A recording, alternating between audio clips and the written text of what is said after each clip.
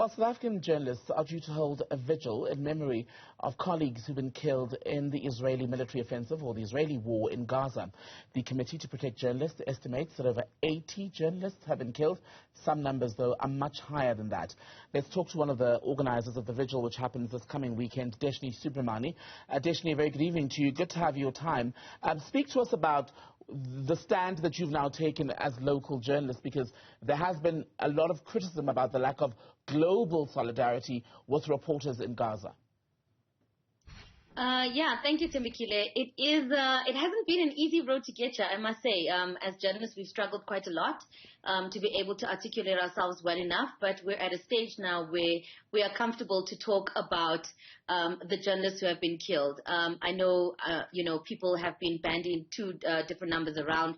The Committee for the Protection of Journalists says that 83 journalists have been killed in Palestine since October 7th, while numbers from Gaza put it at over 110. And the reason for this is because the Committee for Protection of Journalists has only managed to verify 83 so far. So this does not mean that over 100, at the moment 119 journalists have not been killed. It is just that this is what CPJ has managed to verify. And Deshnee, when we do talk about the deaths of reporters in Gaza, one of the key questions has been around whether they're being deliberately targeted. I mean, you've got the case at Al Jazeera where their Gaza bureau chief for the Arabic service, Wael Dahdouh, had been involved himself in recent weeks in an attack where he was struck to the point where he needed medical care, but also the place where his family was sheltering was also blown up, and then his son was also killed in another attack. So, people often ask for proof of this, and there is no proof of this, but journalists do have a responsibility and, the responsibility to be able to tell the truth and sorry about that, responsibility to tell the truth. And the fact is, journalists have told us that they have received threatening calls, they have told us they're receiving threatening messages, and they have told us that they have actually had to evacuate spaces because they have had calls saying that we are going to target this particular area. We are seeing, as you said, journalists whose whole families are being targeted, and journalists who are actually sending their families away to be evacuated while they continue doing work. So this really is a case of us, listening to what our fellow colleagues there are saying, and they are trusted sources of news. And how then do you guys intend to take the solidarity that you're pledging now as journalists in South Africa, take that cause and make it meaningful to the people of Gaza? Because if indeed the bombardment is continuing and more reporters and camera people are being killed, how do we make it meaningful solidarity? The one thing that Palestinian journalists have been asking for is for us to stand up. They have asked for, continuously for people to speak for them. Journalists themselves have asked for journalists from around the world to stand up for them, and we haven't heard much from journalists anywhere else. We did have a recent case where, AFP did do a protest in just to protect their own journalists and to commemorate their own colleagues, but no one has, spoken as a group to be able to say that we stand by Palestinian journalists and don't want them to be killed and targeted anymore, which sounds like a really, easy thing to say, but it hasn't happened. And so for us, we are taking our cue from them. They have asked us to amplify their voices. They've asked us to use them and their voices when we are reporting on them, and I'm happy to say that, come the event on Sunday, you'll be hearing from some of them, straight from them, And ultimately, the other issue, the concern around the targeting or the killing of journalists, deliberate or not, is that if you don't have the presence of reporters to document what's happening in Gaza, much of the atrocities committed against civilians will remain not just undocumented, but there'll be no consequences for those behind their killing. So there's a real overall implication in the death of media personnel for Palestinian civilians and their cause for justice, right? Exactly. And, what we are really worried about is the media blackout. And we know that when media blackouts happen, anything could happen to people. It really is a problem of, making sure that we get the right information out and ensuring that we know what the truth is.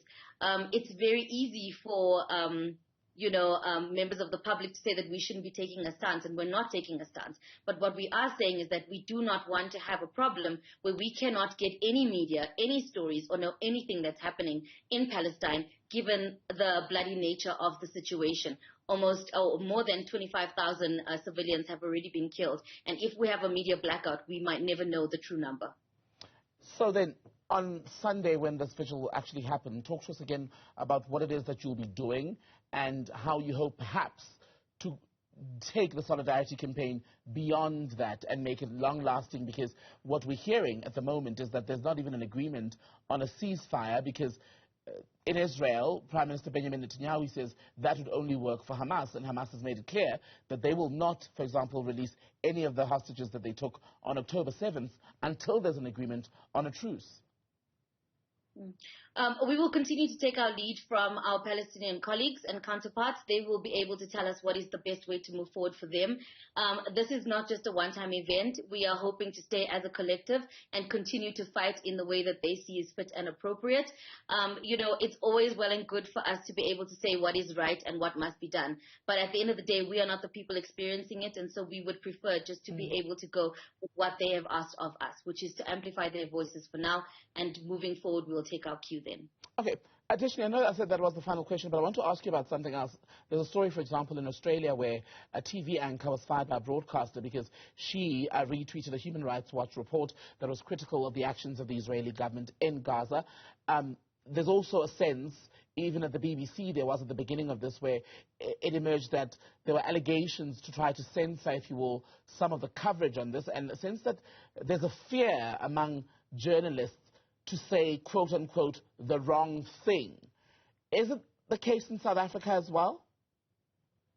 Yeah, to be honest, this is something we have grappled with as a group. It has been a really difficult time for us to get to a point of, agreement around what we want to say and how we want to say it. I mean, it really is testament to the time we are right now as journalists and also as the public. We are looking at how journalism is actually coming across these days. Do people even trust us anymore? How does that look? How does that sound? And so as we are grappling with this with our public, we are also in a situation that is unprecedented. We've never had a blueprint for what is happening right now. Everything that we're doing now, we are doing with no reference at all. So whatever we can do, we are trying to do. And, we're hoping for the best, really, and we're hoping that we can do more. And how much of the censorship, the silence in the media on this issue do you think has to do with censorship due to commercial interests? Because media houses, we know, let's be honest, also want to protect their financial interests. Yeah, I mean, I can't really speak to individual newsrooms because I don't really understand or know how they work at the moment. But we do know that there is pressure, not just even on this story, for instance. Generally, newsrooms and their journalists face pressures of different kinds. And when that happens, it starts to change the way in which newsrooms start dealing with stories. And so it is something we need to be careful of also, and we need to watch, as we move forward. But I can't say for sure whether censorship on that larger scale that is actually affecting us the way, let's say, our CNN colleague was, not CNN, our Australian colleague was affected. I don't know if we can say that that's equal, to be honest. All right. Deshnee Subramany, good to speak to you. Thank you so much for your time.